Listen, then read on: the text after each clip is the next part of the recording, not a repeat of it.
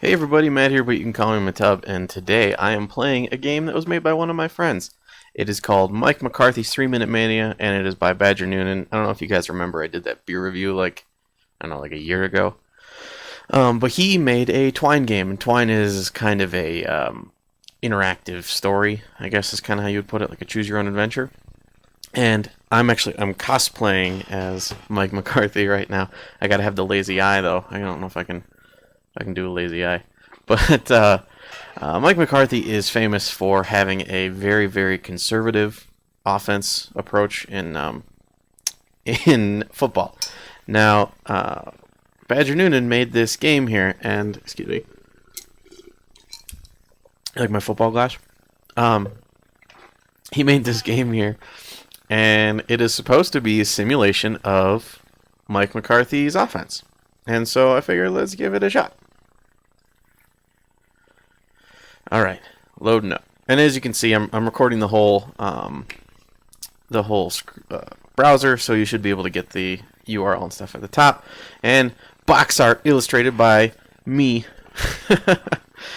Game program, Mike McCarthy's 3 Minute Mania, for use with keyboard controllers. And that is Mike McCarthy right there, if you couldn't tell by my perfect cosplay. All right, let's get started. The situation. You are the new special assistant coach to Mike in charge of helping him make strategically sound decisions in crunch time. Mike likes to focus on play design and overall strategy, and sometimes little things like clock management and run versus pass decisions get away from him. There are 3 minutes left in the game, and you trail by 4 points.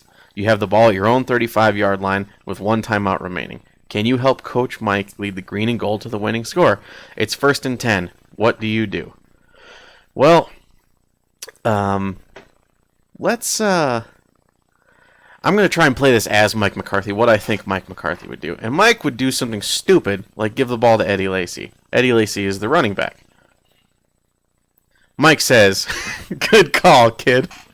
Once the 2-minute warning hits, we basically have to pass every time. This is our last chance at a running play, and if we're going to have any kind of balance, we're going to need it now. You never know, maybe Eddie will break one. He's due. Running now outside of the 2-minute warning is also a clear sign that we might run after the 2-minute warning, which makes passing easier. Sure, the situation is totally different, but it's just crazy enough to work. Let's see what Eddie's run looked like.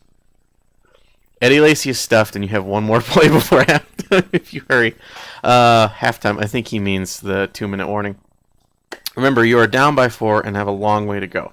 And frankly, you haven't really made the best use of your time, kid. As an owner, I'm less than happy. But Mike makes the big bucks for a reason, and I'm sure he has a good reason for that pointless running play. Anyway, like I said, you should hurry if you want to get the play out before the 2-minute warning. Okay.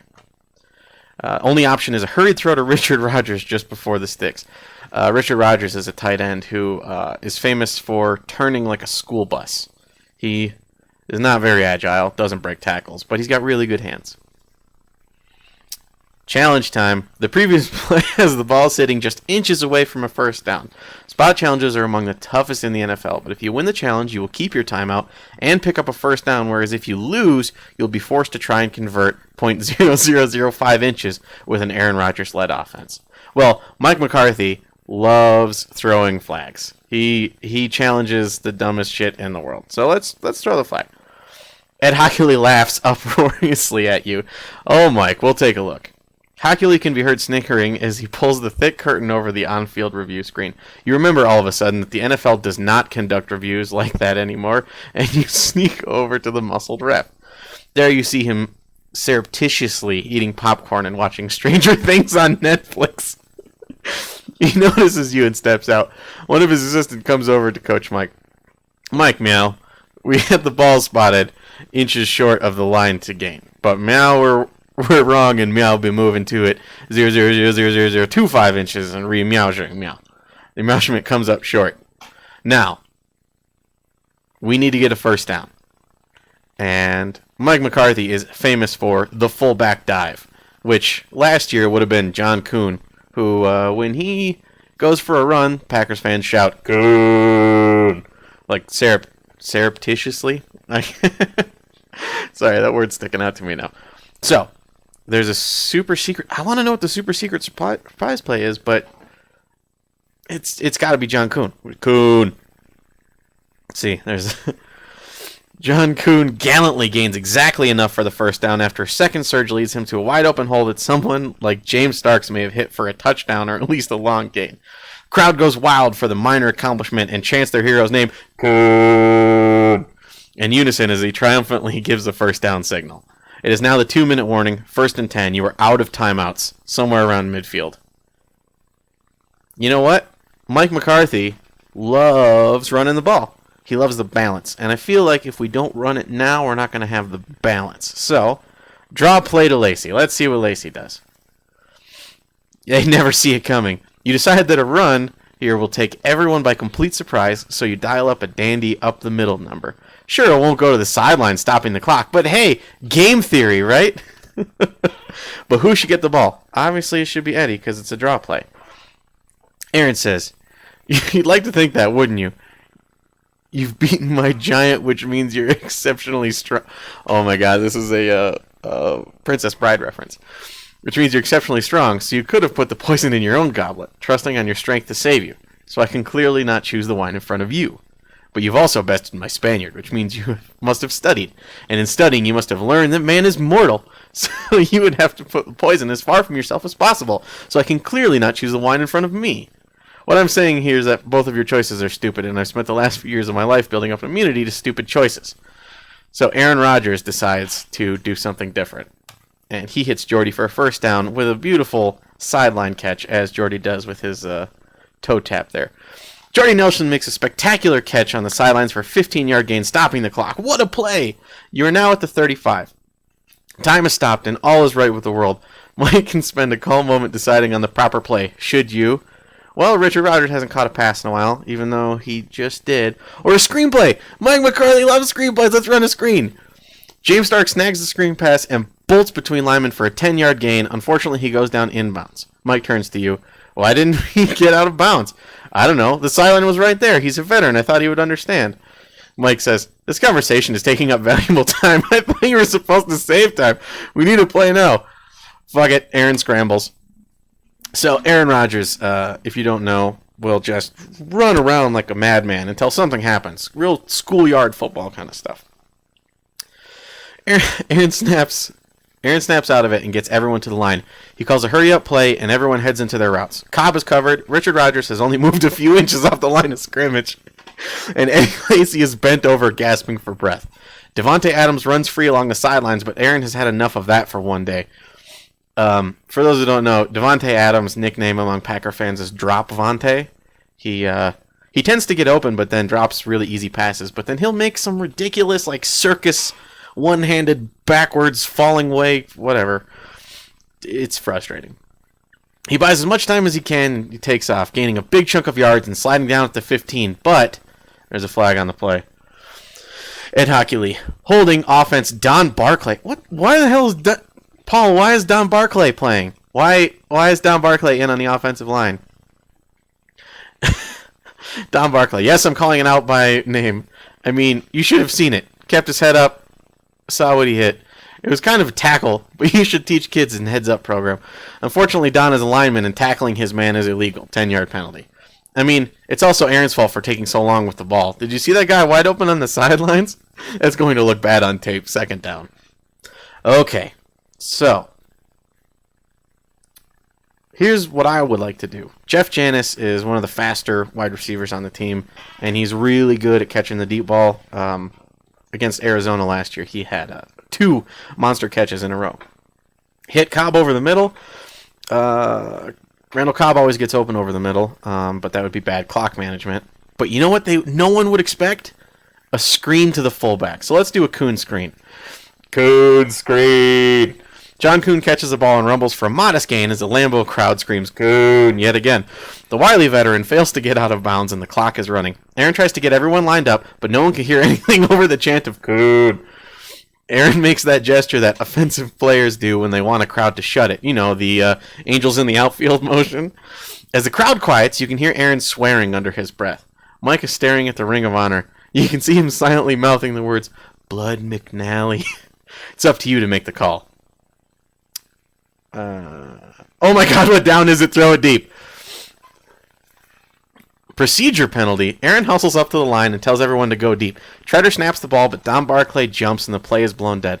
False start. Don Barclay, who is not having his best game. That's going to be a 10-second runoff. Let's see. 1, 2, 3, 4, 5, 6, 7, 8, 9, and 10. And the game is over. You lose. You lose. The game is over. Mike walks over to you and rips the badge off your Packers jacket. It was actually a Magic the Gathering Eldred of Despair sticker you wax paper ironed onto a badge. It's not an official badge, but the message is still loud and clear. You clean out your cubicle and walk unnoticed into the cold of the Green Bay night. The end. Well, that's really sad. I tried to do my best Mike McCarthy impression. That was okay. Well, so that goes back to Acme Packing Company. So let's try playing the game again. Let's start over. Ah, your page was destroyed. What? 404 not found. Oh no. Oh no. There we go. Okay, we can start this over. Let's get started. Okay. Situation. You're your special assistant, blah, blah, blah, blah. So what I would do, we've still got time until the 2-minute warning, so I'm going to huck it deep. Vic here. I like your Motzi taking a shot. Bradshaw always took a shot, you know. I used to cover the Steelers, by the way. Best QBs I've ever seen are Terry and Brett. Terry was smarter than he got credit for, by the way. He knew when to take a shot. He wasn't a little girl like these modern quarterbacks. Anyway, don't listen to those people telling you it's too early to go deep just because it's what you overserved uncle does in your family's Thanksgiving Day morning tackle football game on every single play. Playing football is about execution, and executing on a deep pass is obviously better than executing on a short pass. Here's hoping it works for you. Packers. For those who know, Vic Ketchman is kind of a crotchety old journalist. All right, let's see. Does he catch it? Oh, Devontae drops it. Why did he throw it to Devontae? Oh, what a shame. Devontae Adams just dropped the ball for no reason, and now everyone has to march all the way back to the line of scrimmage and try again. Devontae is very sorry. He's very sorry. All right, better go. No, I don't want to go to the safe run. Okay, so this is the same as the Eddie run before. He gets stuffed, and now we got to throw to Richard Rodgers. We're going to let the clock run down this time. Mike says, I think we can get off one more play if we take a timeout now. Coach, no, that timeout is more valuable after the 2-minute warning at this point. And for God's sakes, at least challenge the play if you're going to take a timeout. I thought of a fantastic play to end the half, and we need one more play to run it. They'll never expect it. Okay, now we're going to learn about this secret surprise play. Benjamin Morris of 538 says, if you're going to come back, you need to take some chances. And this is exactly what I mean. I mean, actually, this is pretty crazy. You have Jordy Nelson and Randall Cobb, and there is really need for these shenanigans. Excuse me. But still, you've easily had an interception on that play, and that's the kind of wild gunslinging that leads to a big comeback. But seriously, maybe you should have thrown it down the field to an actual receiver instead of taking a chance this way. Are you really sure you want a non-receiver in the situation? Seems kind of hacky. Okay, fine. Point taken. 2-yard out to Peppers. Julius Peppers is a defensive end / outside linebacker. He is not traditionally a offensive player.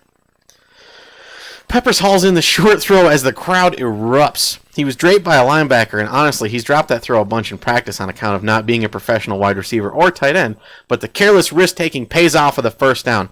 You have moved the ball 15 yards in 1 minute of play. Ooh. At this rate, you will reach the 20 by the time the game ends. You need to speed things up. It's now the 2-minute warning. 1st and 10. You are out of timeouts somewhere around midfield. Jordy time. Toe drag. Yes! Jordy Nelson makes a spectacular catch on the sidelines for a 15-yard gain, stopping the clock. What a play. You're now at the 35. Time is stopped, and all is right with the world. Mike can spend a calm moment deciding on the proper play. Should you... Well, we try to screen. Richard Rodgers hasn't caught a pass in a while. Okay. Aaron drops back, gives a sideline disgusted look, and throws a bullet to plotting tight end Richard Rodgers just behind the line of scrimmage. Richard has a lot of green in front of him, but the speedy middle linebacker rushes over and cuts out his legs. As Aaron Rodgers silently quotes Jack Handy to himself, Richard slowly makes his way up to the middle of the field. Up to the huddle, sorry. Aaron asks him why he didn't just hustle back with the clock running. Richard says he did. Aaron just stared for a second as a few more precious seconds tick off. It's 2nd and 8, and you're running out of time. Yell at Aaron from the sideline. A poor decision. Aaron looks directly at you. Get out of here. You'll never work in this town again. You look at Mike. Mike looks at you. He says, "Sorry, son, but he can actually fire anyone on the team whenever he wants, even me." He has a savant's knowledge of the salary cap and is secretly Ted Thompson. As the security guard grabs you, you see Rogers take the snap. You frantically look backwards as he throws the ball deep into the air down the right sideline. You crane your neck in agony to see the result. It's too late. You're in the tunnel. The door has shut. You can't ever hear the crowd. Your car's parked way on the other side. You decide to stop at Kroll's, have a burger, and see if your altercation made SportsCenter. The end. I go to Kroll's and I don't even get cheese curds? Come on, Paul. Okay. I feel like, man, this is like, was it Zork? Where, like, everything ends with you eaten by a Gru? I want to actually win. This is upsetting. I'm gonna win this game, damn it. Okay, let's throw the ball to Randall Cobb this time. A fine start to your drive as you have an easy second down play. The clock is ticking, so you'd best get a move on. Mike is lost deep in thought, just waiting for the right play to hit him. The assistants all glare at you, waiting for you to snap into action with your expert close and late play selections. There is plenty of time before the 2-minute warning if you act fast. You walk up to Mike and say, "If we pass, we can take them by surprise and save clock. Call a pass with a deep route and a dump-off option." That's smart. Let's do that. Coach Mike says, "Nah, son, this is a running down." "Sorry to overrule you, and I appreciate your advice so far, but if we don't run now, we may never get to run, and our stats just won't look balanced enough. Especially given that we run 3 to 4 passing plays before the 2-minute warning, but only one... Wait, what? Especially given that we can run 3 to 4 passing plays before the 2-minute warning, but only one passing play. Maybe rushing play? You never know. Maybe Eddie will break one. He's due. Running now outside the 2-minute warning is also a clear sign that we... Okay, so... Go, Eddie, go. Eddie is stuffed. Hurried throw to Richard Rogers just before the sticks. Okay, we're going to throw the flag. Time for the super surprise secret play. 2-yard out to Peppers. Okay, so... We did a Jordy time last time, which worked, sort of. But let's try hucking it deep. Oh, Devont. Damn it. You can't win. I can't win. Come on, man. This is frustrating. This is what it's like being a Packer fan. Watching Jordy Nelson, who's probably top 5 receiver, Randall Cobb, who is probably the best guy out of the slot, and Aaron Rodgers, who is a goddamn magician. Offense should be amazing, unstoppable at all times.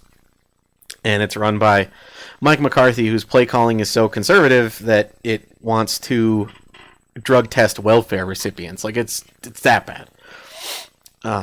This is frustrating. I'm gonna go play Ink, I guess. All right, guys. Well, as always, I'm Matt, but you can call me Matub. And have a nice day.